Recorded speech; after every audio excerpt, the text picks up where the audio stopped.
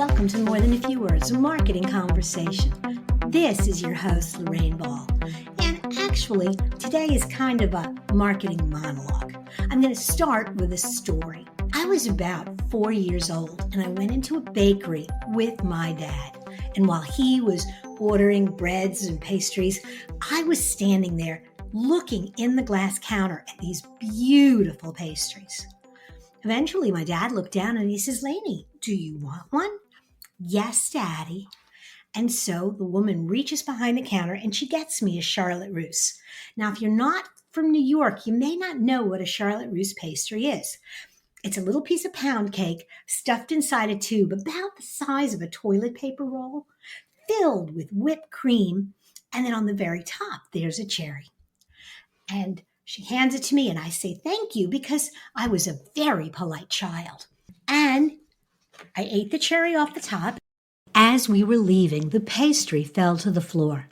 Before I had a chance to say anything, the woman came running out from behind the counter and said, "Don't cry, sweetie. I'll get you another one."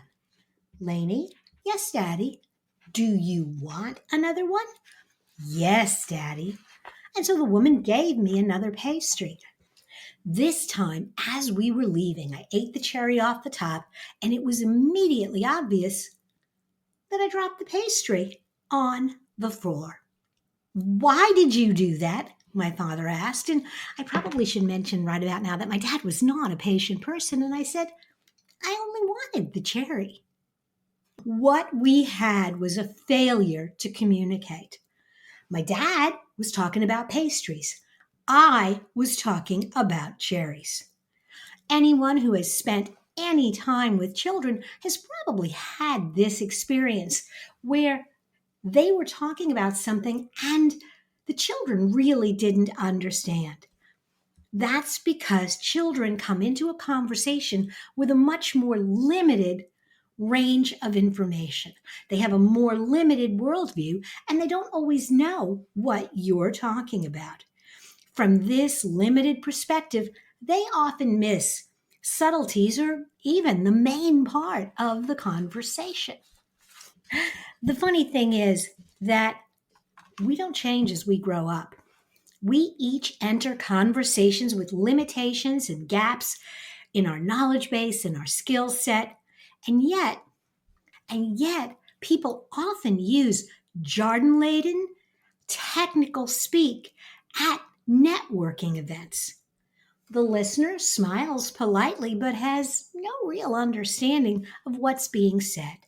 And so the result is, instead of focusing on the message and how they can help you, they're thinking about their next client, the next conversation, or possibly that lovely pastry with a cherry on top. So, how do you engage someone who is unfamiliar with what you do when you have a little bit more of a technical story to tell? The same way you engage a child. Simplify the concept. Make connections to things that are in their realm of experience.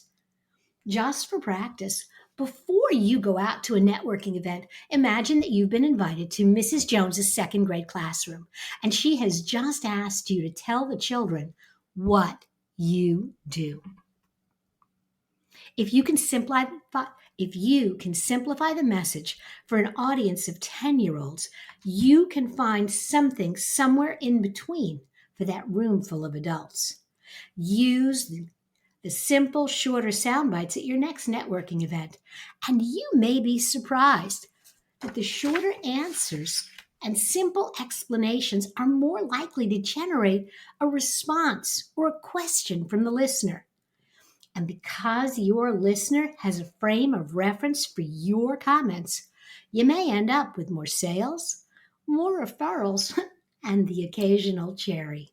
If you've enjoyed this conversation, if you'd like to share a marketing tip of your own or a suggestion for an upcoming conversation, I'd love to hear from you.